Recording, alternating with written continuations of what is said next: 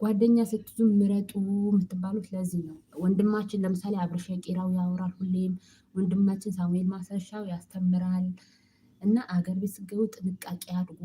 በጓደኛችሁ እንኳን በሴት ጓደኛችሁ እንደምትበሉ ታውቃላችሁ። አሁን ይቺ ልጅ አረብ ሀገር በምታውቃት ጓደኛዋ ናት የተበላችሁ። ልንገራችሁ መጨረሻው ስነግራችሁ ማለት ነው። ብር እንዳላት ታውቃለች፣ ወርቅ እንዳላት ታውቃለች። እዚህ ስትመጣ ምን ለመስራት አገር ቤት ስትገባ ምን ለመስራት እንደፈለገች፣ የድሃ ልጅ ተቸግራ እንዳደገች ልጅቷ ታውቃለች።